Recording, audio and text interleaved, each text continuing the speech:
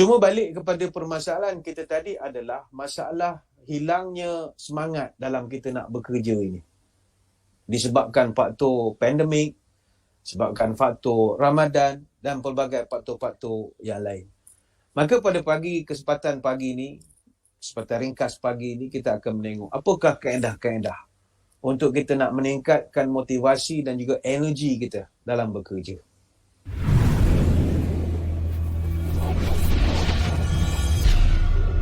Assalamualaikum warahmatullahi wabarakatuh. Bismillahirrahmanirrahim. Alhamdulillahi hamdan katsiran tayyiban mubarakan fihi kama yanbaghi li jalali wajhikal karim wa li azimi sultanik. Allahumma salli ala sayyidina Muhammadin abdika wa rasulika nabiyil ummi wa ala alihi wa sahbihi wa sallim.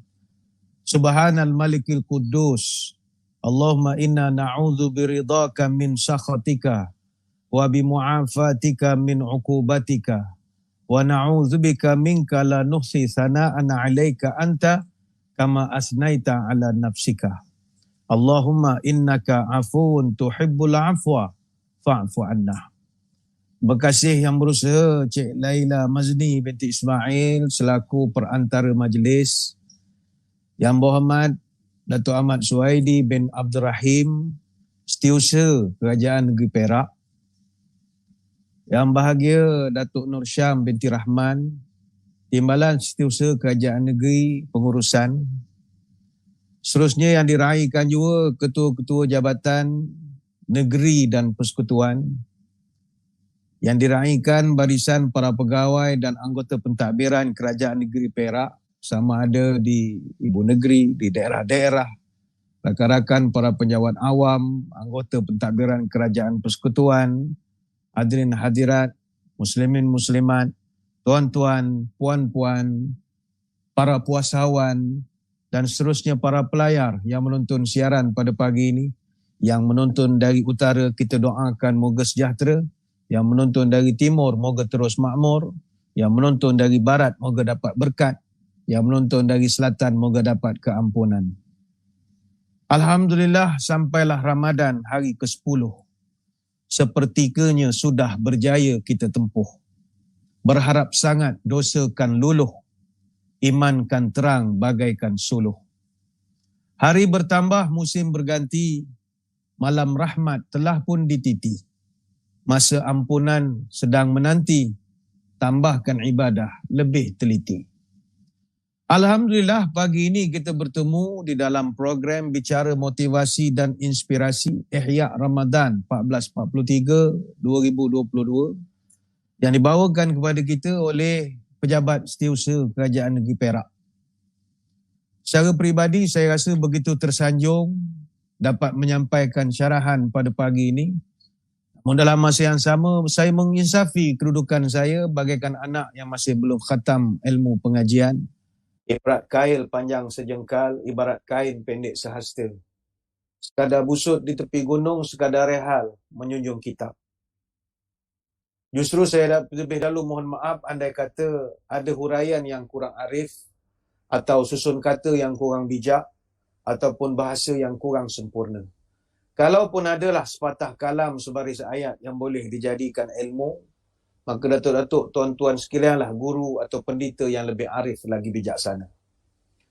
Saudara-saudari sekalian, bagi mencapai kehendak manusiawi dan untuk kita nak menampung kehidupan kita di dunia ini, maka manusia akan melakukan apa sahaja untuk memperolehi pendapatan yang halal dan tidak bertentangan dengan syariat. Maka kita pun bekerjalah tiap-tiap hari. Dan tidak terkecuali pada bulan Ramadan seperti yang kita sedang lalui sekarang. Namun kita melihat secara realitinya, bila tiba Ramadan, ada pula di kalangan kita yang agak menurun prestasi kerjanya. Padahal tuan-tuan, saudara-saudari sekalian, Ramadan adalah bulan prestasi. Ramadan adalah bulan bekerja. Sebab itu salah satu kluster yang muncul pada masa Ramadan sebegini, dinamakan kluster tidur. Ini paling banyak kluster lah. Bangun pagi, nyuap, tidur. Tidur setidur-tidur. Bangun pergi office, duduk bawah meja, tidur lagi. Tidur setidur-tidur sampai Zuhur. Sambil dengar ceramah, tidur juga. Tak apalah, janji dapat 2 jam kursus. Tidur. Jangan. Jangan banyak tidur. Tidur, jangan menghabis umur. Berjaga, jangan menghabis masa. Tu orang kata, orang tutur pesan. Itu kata bijak pandai Arab, salah satun turisu qaswata qalbi. Ada 3 perkara kalau ada pada diri kita, nescaya hati kita keras. Payah nak terima nasihat, payah nak ada simpati, payah ada ihsan, semua ikut SOP lah. Tak kisahlah SOP tu, ihsan kena ada juga. Apa sebab jadi keras hati begitu? Pertama, kata cerdik pandai, hubbun naum, wa hubbur rahah, wa hubbul akli. Pertama sekali, suka tidur, suka berehat. Yang ketiga, suka makan. Jangan suka sangat, biasa-biasa saja. Boleh menyebab hati jadi keras. Dan kata bijak pandai lagi, la sihhata ma'a kasratin naum, wa la sihhata ma'a kasratil akli, wa la shifa' biharami. Tak akan ada kesihatan kalau terlalu banyak sangat tidur, dan tak akan sihat bagi orang yang terlalu banyak makan, dan tak akan ada kesembuhan kalau menggunakan ubat-ubatan yang haram. Sebab itu masa pandemik, setahun 2 tahun yang lepas, 85% daripada keseluruhan rakyat Malaysia banyak menghabiskan ibadah puasanya di rumah berbanding di tempat kerja. Kalau kita imbas balik 2 tahun yang lalu, masa itu bazar Ramadan tak ada. Solat tarawih secara berjemaah dalam skala besar di seorang masjid pun tak ada dibenarkan. Aktiviti keagamaan untuk nak menyemarakkan Ramadan juga banyak yang ditangguhkan. Jadi ketika itu, ramai di kalangan kita duduk di alam internet lah. Banyak bermain di media sosial. Masa tu program-program dalam YouTube. Pasal masakan, misalnya Sugu Pavitra. Masa tu begitu popular sekali. Ataupun kumpulan Facebook. Masak apa tak jadi hari ni. Masa tu menjadi santapan wajib di kalangan kita yang masa itu menjadi penghuni duduk di rumah. Namun di sisi lain, keberadaan kita selama 24 jam di rumah tanpa melakukan sebarang aktiviti luar telah mencetuskan kluster tidur ini di kalangan kita. Kluster tidur ini adalah satu terma merujuk kepada individu yang menghabiskan hampir 3/4 atau sekurang-kurangnya 10 jam daripada masa puasanya untuk tidur sahaja. Ini yang menjadi masalah kita. Tidur itu tidak salah, tapi bila terlampau banyak itu yang salah. Kan dia kata, takkan tak boleh tidur langsung Ustaz? Boleh, tak ada masalah. Tidur tidak pernah membatalkan puasa. Bahkan ada sesetengah tidur, itu dapat pahala pula kalau kita buat. Apakah tidurnya? Namanya qailulah. Ini pejabat SUK boleh amalkan qailulah ini. Apa makna qailulah? Qailulah ini adalah perkataan Arab daripada perkataan qala yaqilu qailan qailulatan. Maknanya tidur pada pertengahan siang, tidur pada tengah hari. Dan qailulah ini adalah perbuatan sunat dan disepakati oleh jumhur ulama. Qilu fa inna syayatina la taqilu. Nabi pernah bersabda dalam hadis riwayat Tabrani dalam Mu'jam al-Awsat, berqailulahlah kamu kerana, maknanya berehatlah kamu sedetik, kata Nabi. Kerana yang tidak pernah berehat dalam bekerja ni, setan, kata Nabi. Jadi kita kalau kerja terlampau rajin, sampai orang panggil workaholic, jangan bangga. Sebab Nabi sebut yang tak pernah berehat ni setan saja. Manusia dia mesti ada take a nap, take a break. Kita kena ada qailulah, berhenti seketika. Sampaikan Nabi pesan dalam satu hadis, ista'inu bi ta'ami sahar ala siyamin nahari wabil qailulati ala qiyamil laili. Nabi sebut, kuatkan puasa engkau waktu siang dengan bersahur waktu pagi, dan gigihlah kamu bangun waktu tengah malam untuk sembahyang dengan kau banyakkan atau selalulah berqailulah, kata Nabi. Ini hadis riwayat Ibnu Majah. Jadi tengah hari nanti, lebih kurang dalam 10 minit, 15 minit sebelum masuk waktu Zuhur, tuan-tuan tidurlah sekejap. Bukan tidur yang bentang, toto, apa bukan. Ni tidur atas kursi.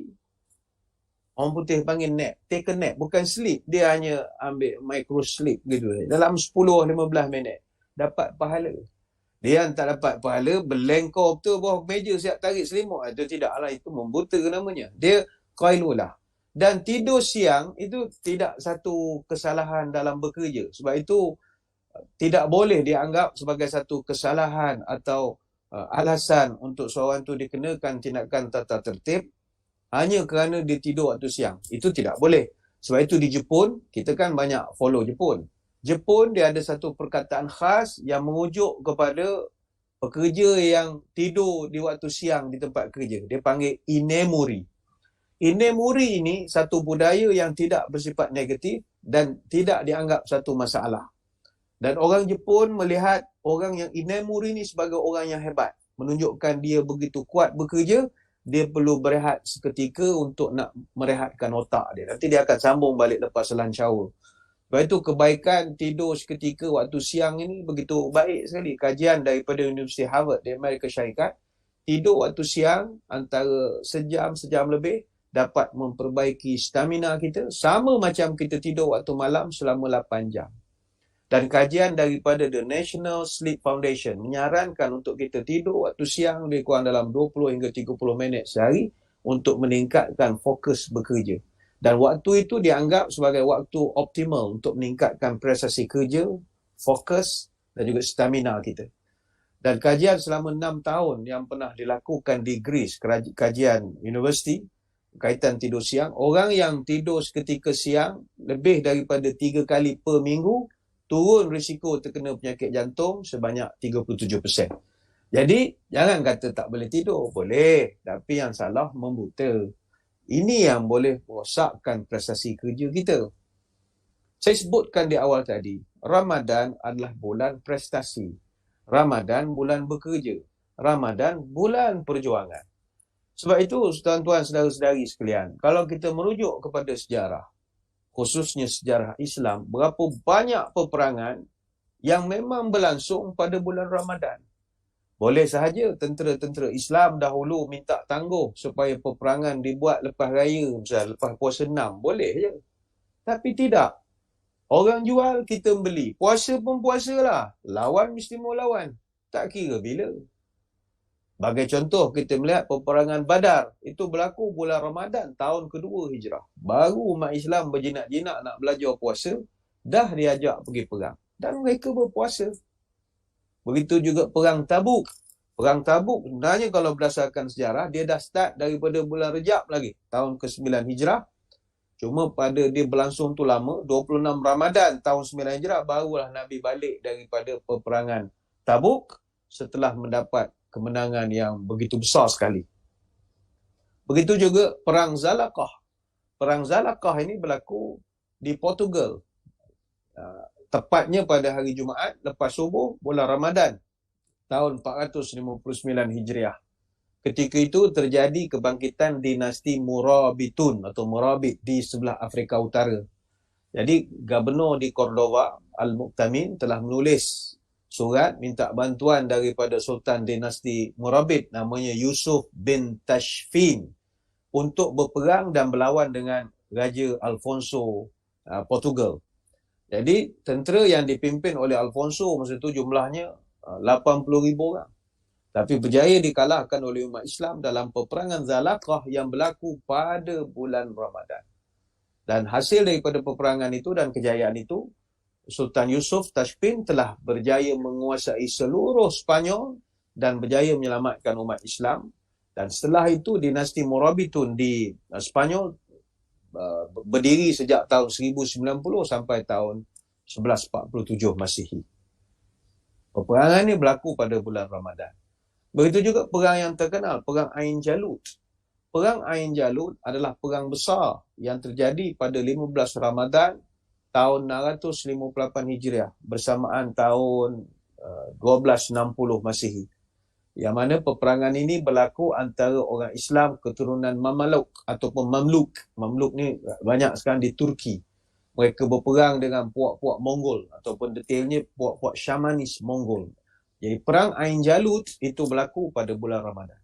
Maka tidak boleh menjadi alasan kita tidak mahu bekerja gigih, tak nak mesyuarat, tak nak berbengkel, tak nak Tak nak apa-apalah bulan puasa ni, katanya puasa sudahlah, tak payah kerja beria-beria lah. Tak betul. Tidak kiralah kita sebagai peniaga, ke tokoh korporat, ke petani, pekebun, peternak, nelayan, kerja tukang besi, tukang beca, ke penjawat awam, ke bekerja di sektor swasta dan sebagainya. Asalkan kita bekerja dengan niat yang betul, semuanya bernilai ibadah juga di sisi Allah. Jangan ingat ibadah ni hanya gentai tasbih, duduk atas tikar sejadah. Tak betul. Jangan ingat ibadat ni hanyalah terhad di antara dinding ke dinding masjid saja. Ini juga tidak betul. Ibadah boleh juga antara dinding pejabat kita dengan dinding pejabat SUK. Boleh. Sebab dalam hadis Nabi pernah menyebut, man talabad dunya halalan. Siapa mencari rezeki halal di dunia ini. Atas apa sebab?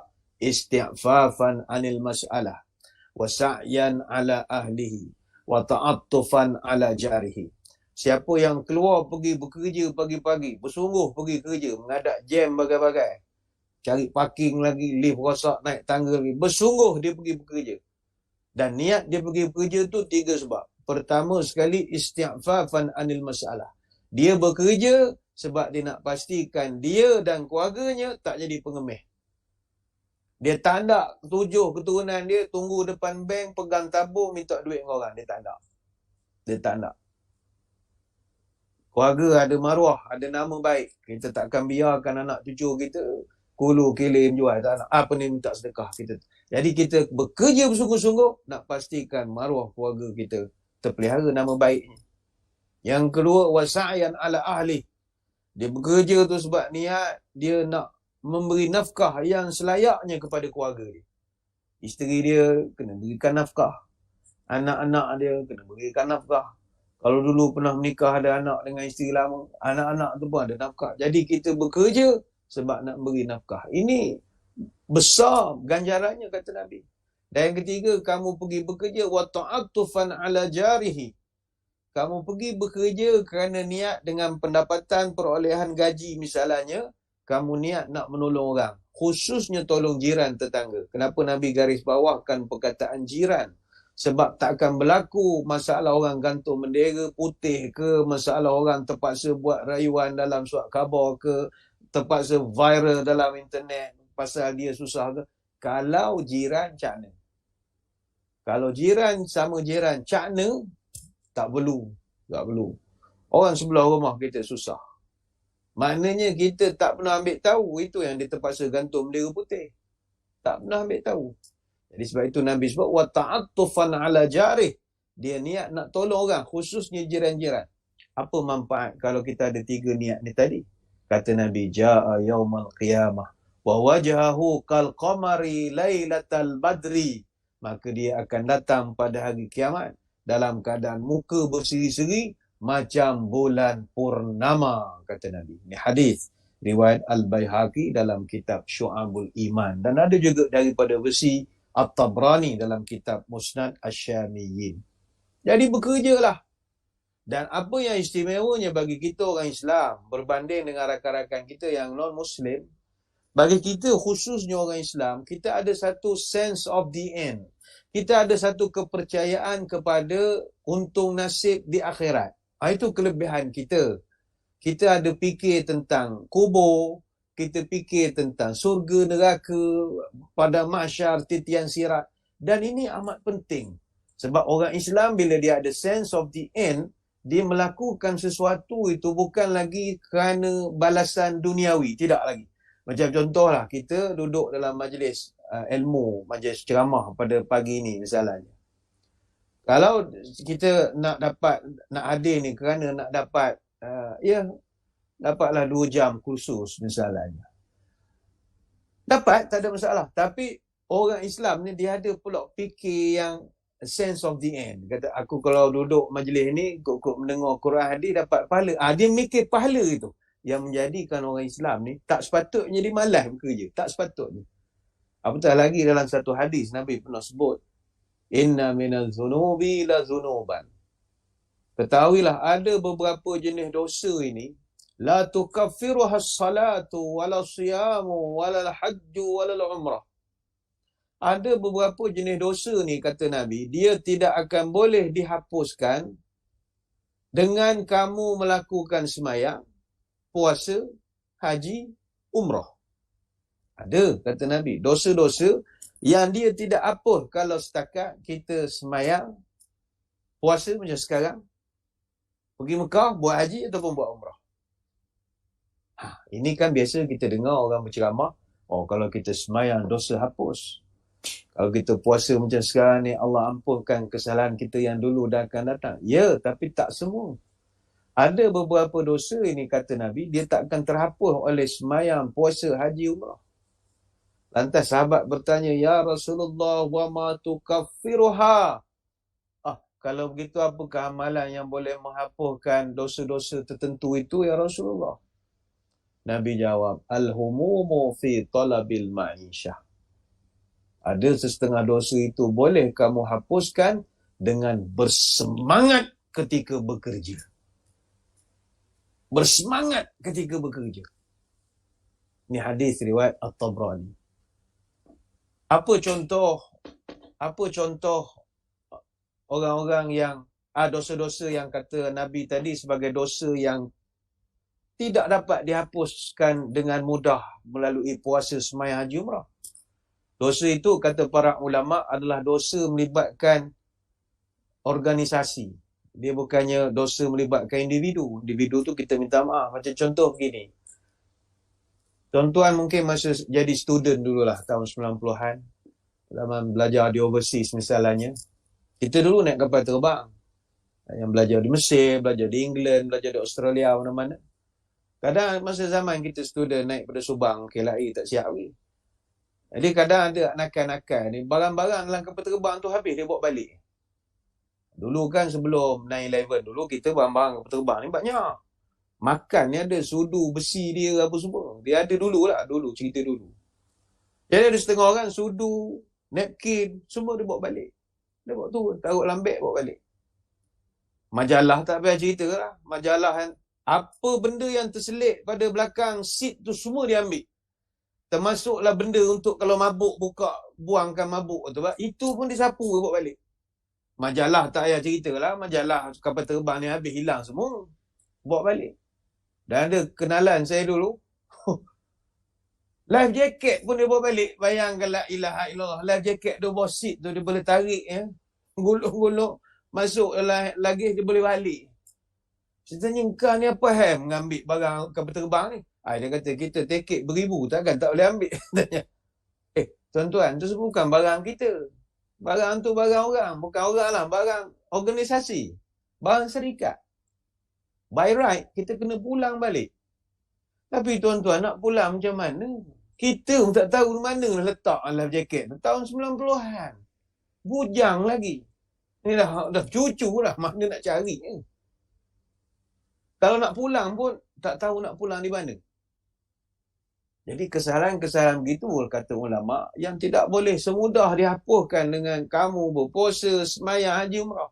Yang itu boleh hapus dengan kamu al-humumu fi talabil ma'isyah. Engkau bersemangat dalam kerja.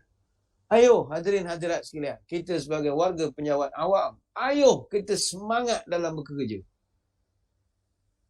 Dalam sejarah, Nabi SAW, Nabi ni dia tak cium tangan orang. Ini perangai Nabi. Ialah Nabi dia tak ada mak ayah, dia yatim piatu. Dia tak ada nak cium tangan orang. Tapi dalam begitu-begitu, ada 3 orang ni, dalam sejarah, Nabi pernah cium tangan dia. Ini special case. Siapakah mereka? Pertama, Sa'ad bin Mu'az radhiyallahu anhu. Kenapa Nabi cium tangan dia? Nabi salam dengan dia. Nabi rasa tapak tangannya keras. Ini satu tips lah. Kalau kita nak kenal orang kerja dengan malas, dengan rajin ni, rasa tapak tangan dia je. Kalau tapak tangan la ilaha illallah dengan lembut, dengan baik, nampak memang tak buat kerja lah. Hatta orang puan sekalipun. Kalau kita, bukan nak pegang tangan orang puan lain, tidak. Kalau kita pegang anak perempuan kita misalnya, pegang, nampak tak kedapur tangan gini ni. Ni bukan jenis tangan orang masak. Kita kenal tapak tangan ni. Sebab itu zaman dulu-dulu triks. Kalau orang nak meminang anak dara orang, Jadi antara kriteria yang bakal mentua akan nilai adalah dia punya rajin bekerja atau tidak. Antaranya lah. Jadi nak tahu, atau indikator nak tahu dia tu rajin bekerja, tengok tapak tangan. Jadi orang dulu ada satu trik. Sebelum nak pergi rumah bakal pak mentua, daripada rumah kita ni, siap-siap kita genggam nasi. Ambil nasi yang periuk, segenggam, genggam. Daripada rumah kita sampai rumah dia. Sampai di rumah dia, buangkan nasi dia, naik atas rumah, salam. Bila salam, bakal pak mentua salam. Ush! Sebab tangan kita penuh dengan kerak nasi. Dalam hati ni rajin kerja ni. Berketak-ketak tapak tangan. Padahal ni bekas genggam nasi. Sampai begitu orang nak nunjukkan dia rajin kerja. Budak sekarang tak ada dah. Semua tangan macam orang perempuan belaka lembut. Dah duduk meja menyapu lotion kerja. Tak apalah, tak ada masalah. Tapi Nabi, nak cerita Sa'ad bin Mu'az tadi. Dia salam dengan Sa'ad bin Mu'az. Dia rasa tangan Mu'az kasar. Bertanya ni, apa tangan kamu ini kasar sangat? Wahai Sa'ad bin Mu'az. Kulit kamu hitam macam terbakar. Ni apa hal? Maka dijawab oleh Sa'ad bin Mu'az. Saya ini kerja ya Rasulullah. Saya sampai buat 2-3 kerja dalam seminggu. Demi mencari rezeki, mencari nafkah untuk anak isteri saya. Nak pasti keluarga saya ada makan yang cukup dan sebagainya. Nabi ambil tangan dia, Nabi cium. Kata Nabi, hadza yadu la tamassuhan naru abada. Inilah dia tangan yang tidak akan disentuh oleh api neraka, kata Nabi. Manusia kedua yang Nabi cium tangannya adalah Mu'az bin Jabal radhiyallahu anhu. Kes yang sama. Nabi salam, Nabi rasa tangan dia kasar. Nabi tengok kulit dia terbakar. Berbelang, muka warna lain, tangan warna lain. Ni apa hal? Ente ni macam ni rupa ni. Anak kerja Rasulullah, weekend kerja, weekdays kerja lain, petang balik office kerja lain. Contohlah. Kerja ni untuk anak-anak ramai apa semua. Nabi ambil tangan, Nabi cium. Kata Nabi, ini tangan tak akan disentuh oleh api neraka. Dan orang ketiga yang Nabi cium tangannya adalah anak andanya sendiri, Sayyidatina Fatimah radhiyallahu anha. Kata Aisyah, Nabi kalau Fatimah datang, Nabi berdiri, sambut di pintu, pegang tangan, Nabi cium tangan Fatimah. Apa sebab Nabi cium tangan Fatimah? Seperti kita selalu dengar dalam ceramah, Siti Fatimah ini adalah antara wanita yang begitu gigih bekerja. Suaminya Sayyidina Ali sibuk, dia UTK, selalu operasi sulit, tak balik, lama tak balik. Tapi dia walaupun anak ramai, dia tak pernah mengeluh lah. Pernahlah sekali saja dia mengeluh pada Nabi, ya Rasulullah, saya ni suami jarang ada rumah, anak ramai nak makan tu kadang penat, ya Rasulullah, boleh dah ejahkan satu orang pembantu rumah. Itulah sekali dia mengeluh. Tapi adakah Nabi luluskan permit bantu rumah asing untuk dia? Tak. Nabi suruh dia berzikir. Duduk dapur baca subhanallah, alhamdulillah, Allahu akbar. Jadi Nabi begitu hormat kepada Fatimah sampai Nabi cium tangan. Jadi tuan-tuan sekalian, kenapakah ketiga-tiga insan yang bertuah ini dicium tangannya oleh Nabi SAW? Tak lain tak bukan kerana mereka rajin bekerja. Ayo, rajinlah bekerja. Kita raih syurganya. Cuma balik kepada permasalahan kita tadi adalah masalah hilangnya semangat dalam kita nak bekerja ini. Disebabkan faktor pandemik, sebabkan faktor Ramadan dan pelbagai faktor-faktor yang lain. Maka pada kesempatan pagi ini, kesempatan ringkas pagi ini, kita akan menengok apakah kaedah-kaedah untuk kita nak meningkatkan motivasi dan juga energi kita dalam bekerja. Yang pertama, saudara-saudari sekalian, seseorang yang ingin meningkatkan motivasi dan juga energinya di dalam bekerja ini, nombor satu, dia kena ada minda self-starter. Self-starter. Minda yang boleh melakukan apa saja, dia memulakan. Dia pelopor bukan pengekor. Self-starter. Dan dia memulakan itu daripada diri dia sendiri. Sebab itulah, orang yang nak mengubah diri dia sebelum dia sibuk nak mengubah benda lain, ini yang dituntut dalam agama. Justru itu dalam Quran, perkataan self-starter ini disebut sebagai hijrah. Dalam Quran, perkataan hijrah diulang sebanyak 28 kali. Dalam bentuk past tense ada 12 kali. Dalam bentuk future and present tense ada sebanyak 3 kali. Perintah hijrah ada 6 kali. Dalam bentuk singular ada sekali. Dalam bentuk plural ada 4 kali. dan perintah untuk muslimat supaya berubah, transform. Itu ada satu ayat. Apa sebab hijrah ini begitu signifikan di dalam Islam? Sehingga kan peristiwa hijrah dijadikan kayu ukur penentuan tahun pertama orang Islam.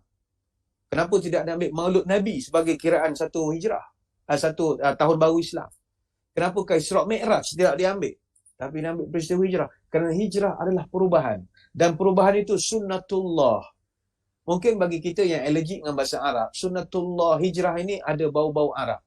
Kalau dalam bahasa pengurusan, hijrah itu transform. Apa makna transform? Transform ini saudara, dia berasal daripada dua suku kata, iaitu trans dan form. Apa makna trans? Trans maknanya kita melintas daripada satu sisi, ataupun kita melampaui daripada satu sisi ke satu sisi, across ataupun beyond. Itu disebut sebagai trans. Kalau form, itu maknanya bentuk. Maka orang yang nak semangat di dalam bekerja, dia kena mengubah rupa, bentuk, sifat, fungsi dia. Baru dia boleh jadi berjaya. Tetapi, apakah hukum asas kepada transformasi? Hukum wajib transformasi ni, kita kena mula daripada firman Allah. Inna Allah la yughayyiru ma biqaumin hatta yughayyiru ma bi anfusihim. Aku tidak akan ubah satu-satu kaum, satu-satu bangsa, satu-satu negeri, satu-satu jabatan, satu-satu kementerian selagi warganya itu tidak mengubah diri mereka sendiri dulu. Self-starter. Aku tak sudi nak melayan doa-doa kamu mencipta kejayaan kalau mu sendiri tidak mahu berubah. Kita garis bawahkan perkataan yughayyiru ma bi anfusihim. Selagi kau tak ubah diri kau sendiri. Yang menariknya saudara, surah ini diletakkan di dalam surah Ar-Ra'du ayat yang ke-11. Apa makna Ra'du? Maknanya petir, kilat. Apa sifat kilat? Pam! Mengejutkan daripada tidur. Kita yang tidur bawah meja sekarang ni, pam! Bangun. Ra'du, digegarkan. Wah, jangan tidur. Ubah diri kamu. Aku akan ubah semua kalau kamu nak ubah diri kamu dulu. Sebab itu saudara, salah satu hadis yang sangat terkenal berkaitan dengan hijrah. Kata Nabi, La hijrata ba'dal fathi, walakin jihadun wa niyatun. Takkan ada lagi hijrah selepas daripada ini. Mana tuan-tuan kalau buat umrah, turun di Jeddah, in Jeddah, out Madinah. Daripada Jeddah masuk Mekah buat umrah. Daripada umrah masuk Madinah. Ketika nak ke Madinah, naik bas, naik GMC, naik train, apa saja. Janganlah nak mengada-ngada nak niat hijrah. Nawaitu hijrah sebagaimana hijrahnya Nabi kerana Allah Ta'ala. Tak ada pahala. La hijrata ba'dal fatah. Takkan ada hijrah lagi dah lepas pada ni, kata Nabi. Sekali itu je orang Islam berhijrah. Tetapi yang akan terus relevan di kalangan umatku adalah jihadun wa niyatun. Yang akan terus ada sampai bila-bila adalah jihad, kesungguhan. Dan juga niyatun, keazaman, determination. Keinginan yang begitu kuat untuk mencipta kejayaan. Dan ini hadis riwayat Bukhari dan juga Muslim. Cuma saudara, kalau kita nak menjadi self-starter, nak menjadi orang yang berubah, ingat, syarat untuk berubah ada 3M. Pertama, mulai daripada diri sendiri. Artinya, bicara introspeksi ke dalam. Proses muhasabah diri kita sendiri. Sebab kadang-kadang kita terlalu sibuk nak mentransformasikan departmen, jabatan ataupun anak buah. Tapi lupa nak mulakan daripada diri kita sendiri. Sehingga kita lupa atau sengaja melupakan kelemahan dan kemalasan yang ada pada diri kita. Mulakan daripada diri kita sendiri. M yang kedua, mulailah dari hal-hal yang kecil. Jangan nak mencipta perubahan dan kejayaan terus tumpu pada hal yang besar-besar. Ada orang dia mengimpikan perubahan secara drastis. Perubahan yang besar. Dia kalau boleh nak ubah dunia. Nak bela Palestin. Nak menghapuskan Rusia. Besar sangat dia punya cita-cita itu. Ataupun kita yang bekerja ni, kita nak dapat world level, kita punya tahap pengurusan pentadbiran. Boleh, tapi kalau you nak buat world level punya kejayaan, you kena ada kemudahan yang world class, pemain yang world class dan semuanya world class. Maka mulakan daripada yang kecil-kecil lah dulu. Kalau di bekerja, kita tempat bekerja, mulakan dengan benda yang simple. Senyum, sopan santun, sabar, muka manis, ihsan, empati, simpati, benda-benda begitu. Benda-benda kecil bagi kita. Sebab itu, kalau kita tengok orang Jepun, kita kan banyak jawab awam ni, banyak kiblat kita ke timur. Jadi Jepun dia banyak budaya-budaya yang berlandaskan kepada nilai, pada moral. Macam 5S misalnya. Seiri, seiton, saya pun tak ingat lah, tak ngapal sangat. Dah buat eksar ni jadi tak ingat lagi 5S ni. Hari tu terjemah 5S jadi bahasa Melayu. Sisih, sapu, susun, sepah semula, sorok. Lebih kurang begitu, tak apa nak ingat. Jadi tukar eksar tu banyak yang tak ingat. Tapi kalau kita tengok, dianya adalah perubahan yang kecil-kecil. Sebab itu ada orang, dia nak ubah negara, katanya mesti jadi Perdana Menteri. Tak. Nak ubah negara mesti masuk politik. Ini tak betul. Perubahan tidak mesti daripada top bottom. Bottom top pun boleh juga. Sebab itu orang tutup pesan, jalan-jalan ke pasar pagi, naik bendi, kereta loyang. Semenjak tikus naik haji, banyak kucing yang semayang. Apa artinya? Tikus dengan kucing, itu perbezaan status sosial. Kucing grade-nya lebih besar lah sebagai dalam dunia haiwan. Tikus ni kecil-kecilan. Tetapi disebabkan tikus dah pergi haji, kucing jadi malu. Maka minimum kucing akan mula semayang. Dia akan start semayang. Jadi artinya kalau perubahan itu daripada bawah, boleh juga mempengaruhi di atas. Kalau seluruh rakyat berubah, pemimpin pun boleh berubah. Itu contohnya. Artinya perubahan itu daripada yang kecil-kecil, bukan terus yang besar. Dan kita tidak menafikan ada perubahan yang boleh dengan memperoleh kuasa. Tapi tidak semestinya. 124,000 orang Nabi, berapa orang di kalangan mereka yang Allah berikan kuasa? Tidak. Sebagai nak menunjukkan perubahan, boleh dimulakan daripada yang kecil-kecil, daripada gerakan massa di bawah, memberikan perubahan yang besar. Dan prinsip perubahan yang ketiga, M yang ketiga adalah mulailah daripada sekarang. Sekarang. Nak berubah, kena start sekarang. Sekarang tu pun lambat lah. 3 perkataan. Suku kata sekarang. Lembab. Kita kena tukar. Now. Berubah. Now. Bahasa Arab tengok. Kalau sekarang, al-an. An. Hana. Maknanya cepat. Pantas. Disebab kita sekarang. Orang 3 suku kata memang lambat lah. Now. Saya nak kongsikan dengan saudara-saudari. Ada satu kitab. Al-Himmatul Aliyah Mu'awwiqatuha wa Muqawwimatuha. Ini sebuah buku yang disusun oleh Syekh Muhammad bin Ibrahim Al-Hammad. Kalau kita nak terjemah bahasa mudah buku ini, dia mengajar kita tentang mental juara. Bagaimana nak mendapat mental juara. Self-starter ini tadi. Dia mengatakan bahawa pengaruh mental juara ini, kita boleh lihat dalam satu pertandingan. Kalau dalam sukan, orang yang tidak ada mentaliti juara, jangan mimpilah mencipta kejayaan. Sebagai contoh yang dibagi dalam bola sepak. Dalam bola sepak, memang ada banyak formula untuk jaya. Antaranya memiliki fasiliti terbaik. Tadi kita sebutkan, kalau nak jadikan pasukan Malaysia sebagai juara World Cup, ataupun masuk World Cup menjadilah, bukan juara lah, jadi masuk World Cup. Jadi, untuk nak dapat masuk World Cup, pertama dia kena ada fasiliti bertaraf World Cup juga. Fasilitinya, pengurusannya, termasuklah pengurusan gaji, allowance dan sebagainya. Termasuklah memiliki pemain pun mesti level World Cup-nya, taktikalnya, jurulatihnya, tukang picit, tukang urut. Semuanya mesti memiliki level World Cup. Tetapi, kata Syekh Muhammad bin Ibrahim Al-Hammad, dalam keadaan kita tak menafikan fasiliti terbaik, pemain terbaik, taktikal terbaik itu mustahak, salah satu juga perkara yang perlu ada adalah mental juara.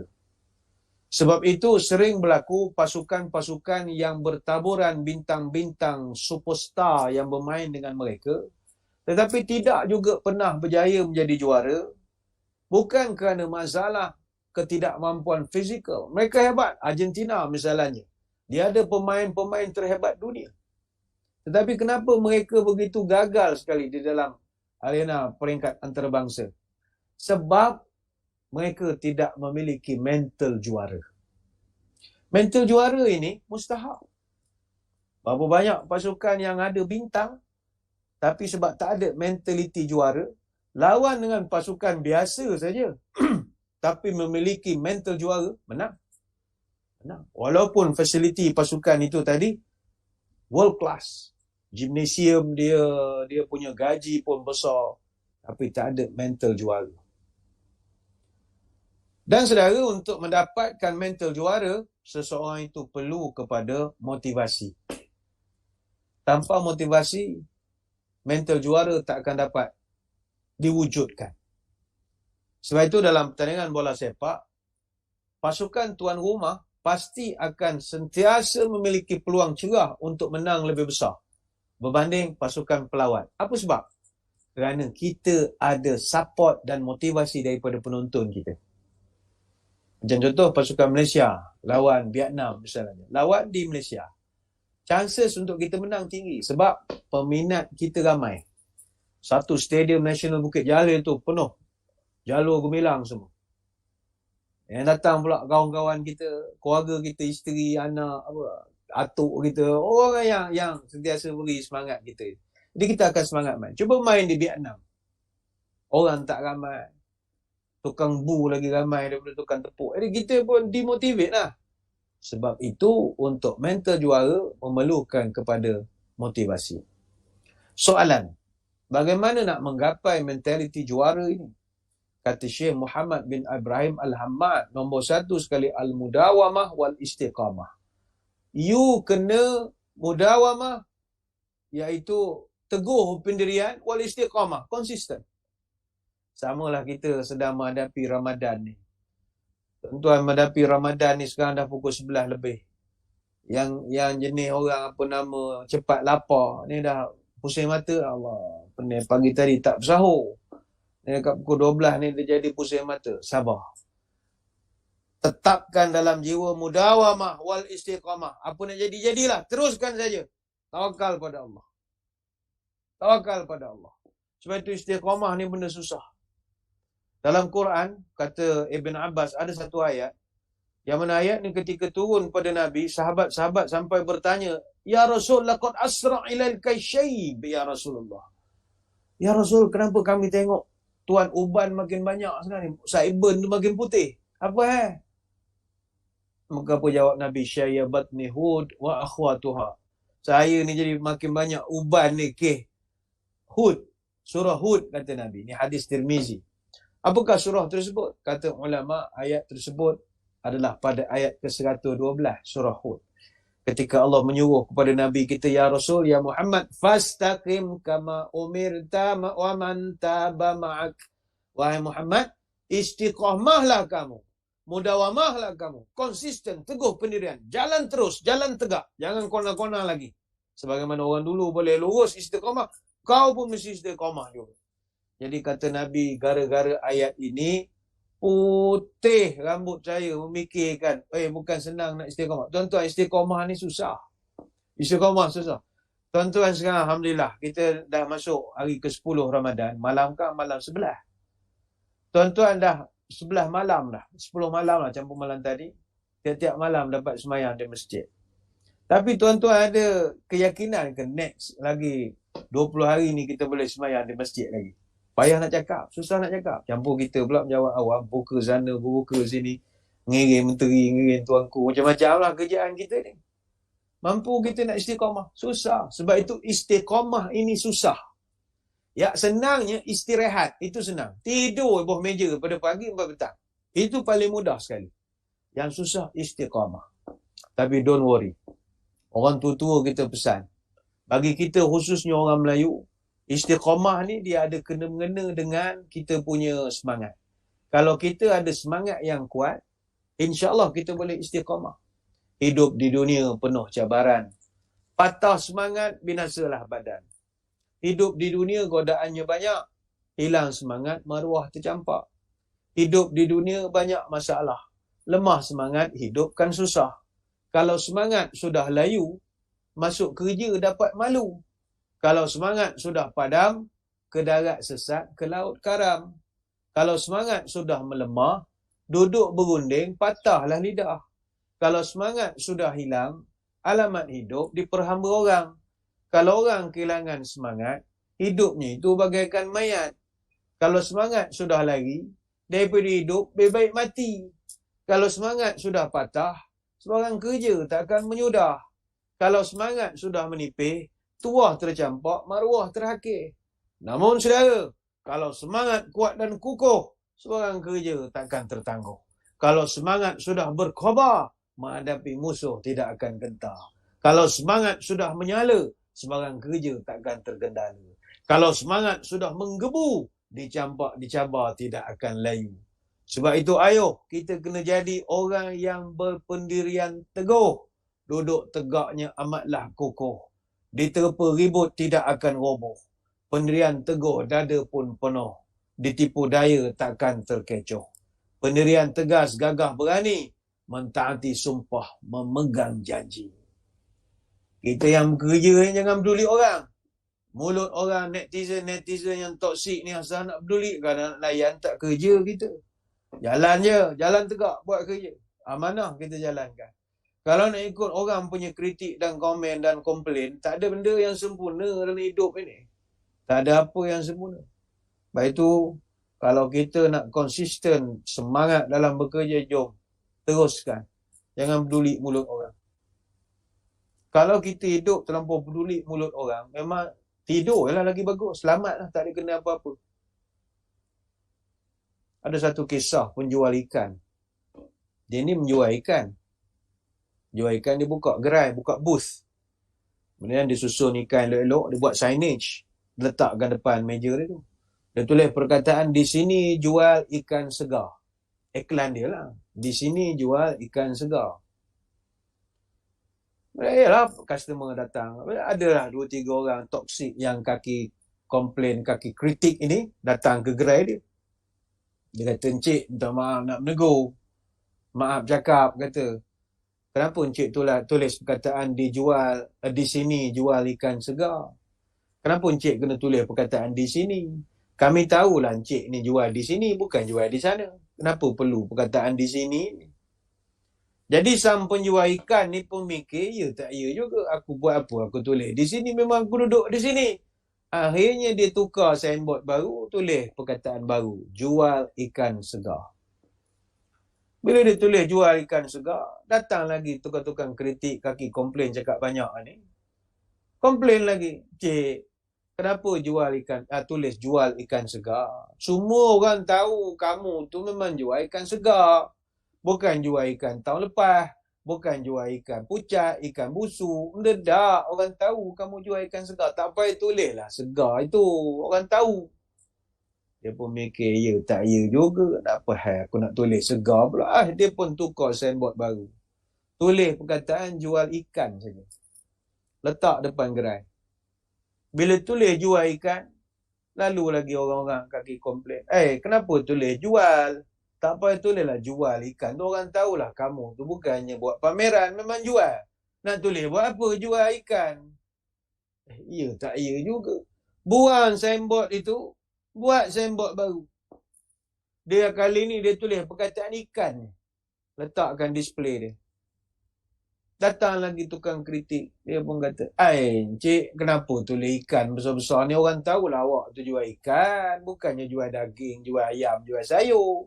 Tak payah tulislah ikan. Orang semua kenal ikan.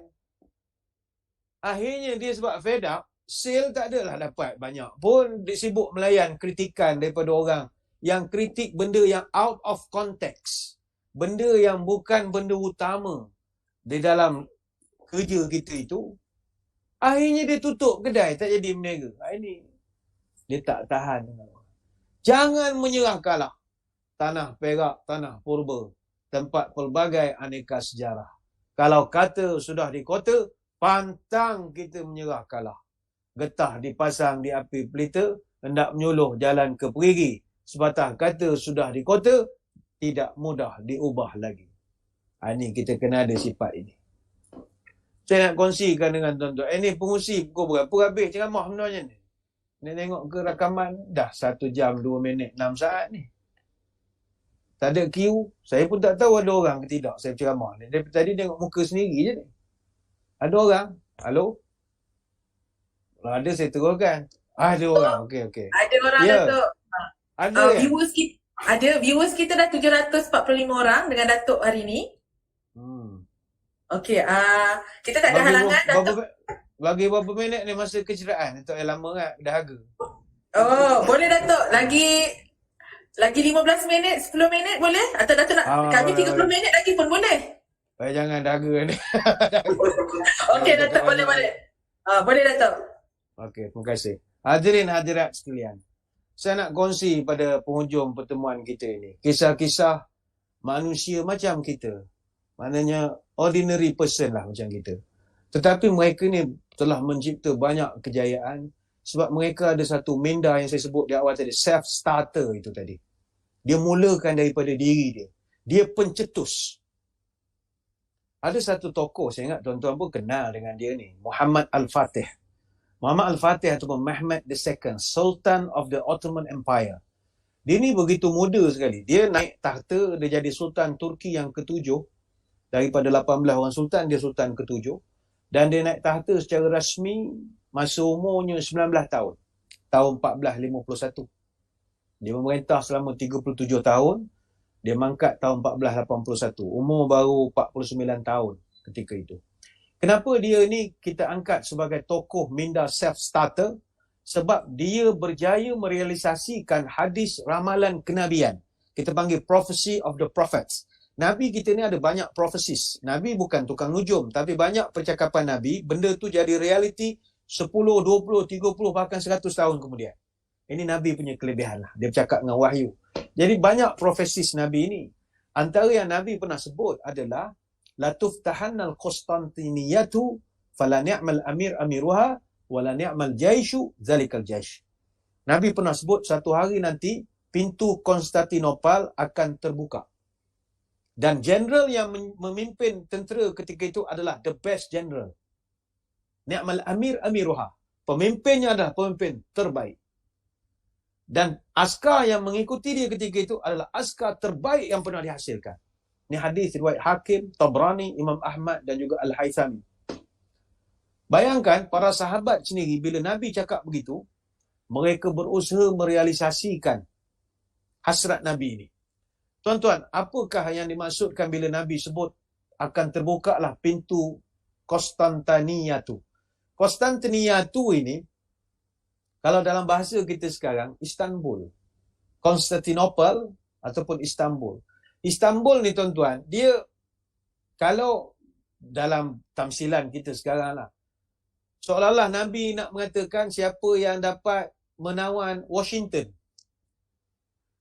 Tuan-tuan sekarang kalau Nabi sebut siapa yang dapat menawan Washington itulah orang yang paling hebat. Siapa orang berani nak pergi tawan Washington sekarang? Siapa yang berani? Sebab kita tahu Washington ni kuasa besar.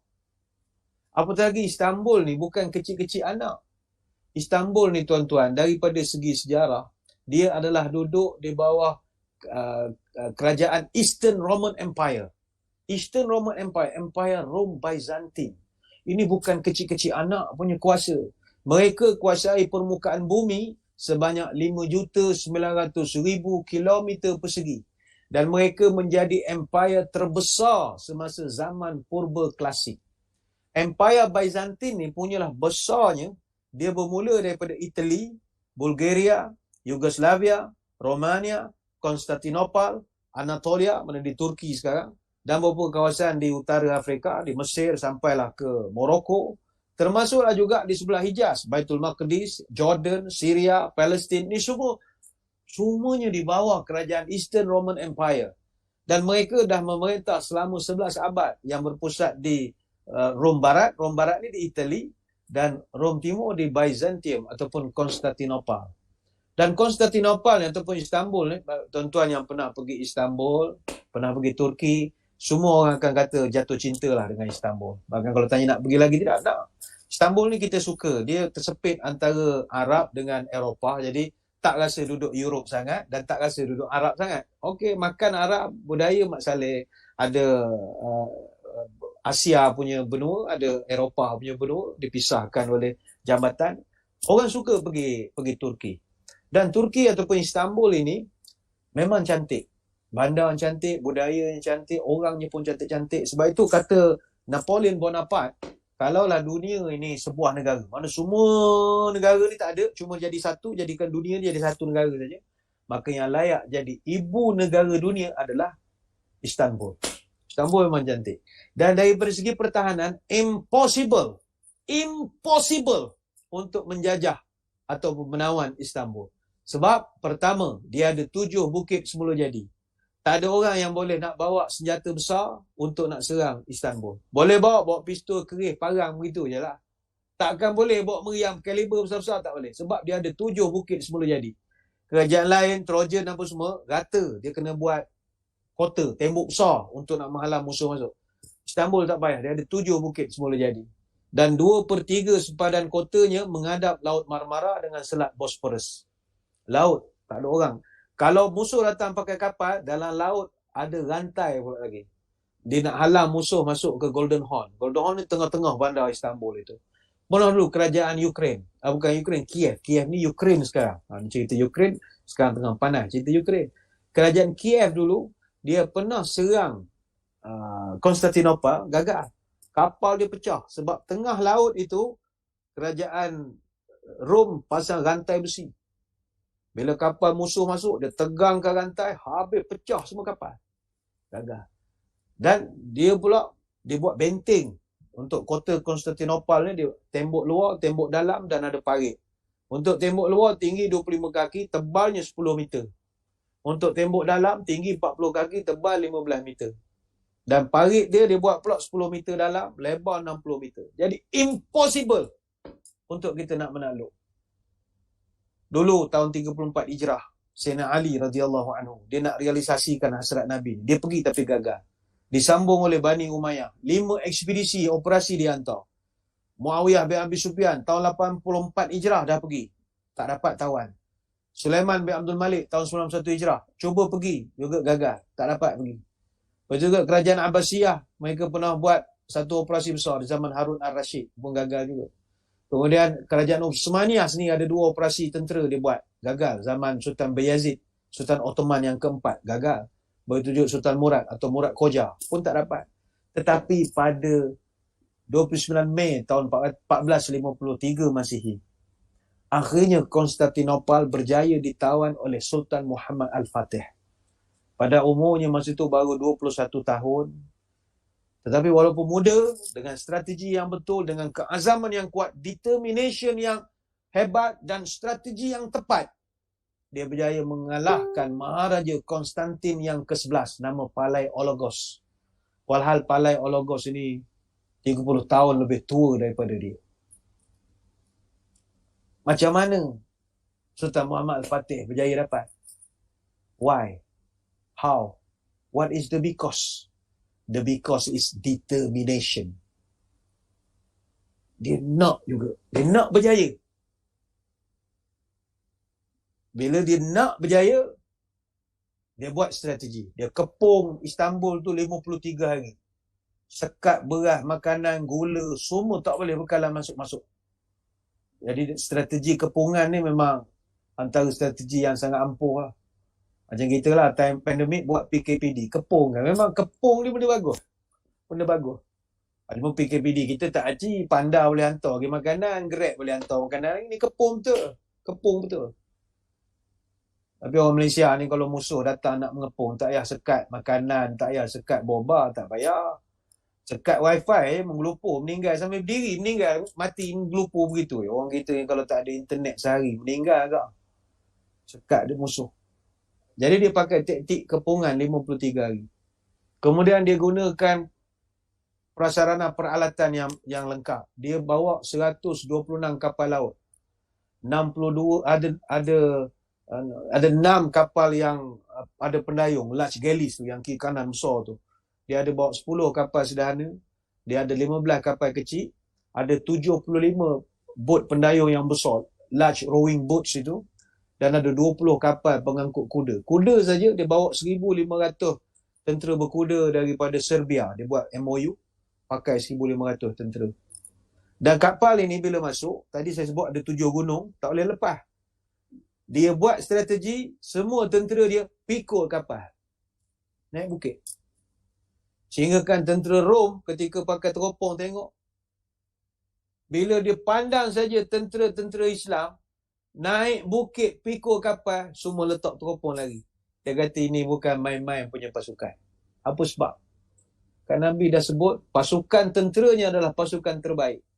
Dia menggunakan 1 juta land and naval forces yang dia latih daripada awal untuk nak dapatkan juga Istanbul itu. Dia bersungguh betul.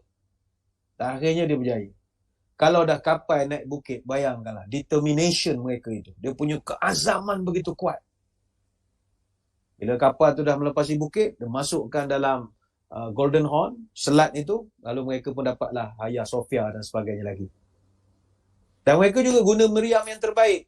Maknanya bukan sekadar ada keazaman, ada semangat, tetapi juga dengan strategi yang betul, dengan peralatan yang betul.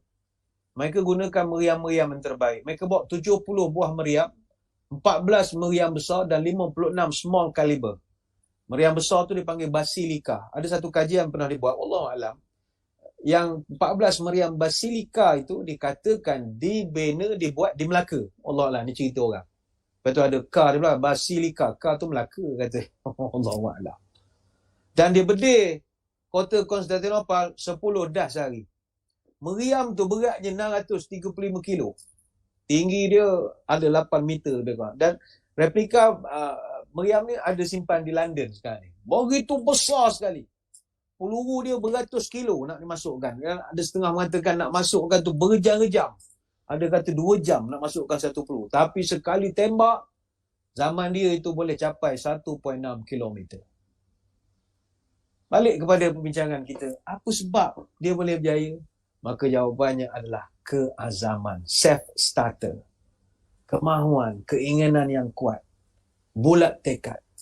Tahan berhujan, mahu berpanas. Tahan bersusah, berpenat lelah. Tahan berlenjin, tak kering kain. Tahan berteruk, sepepak teluk.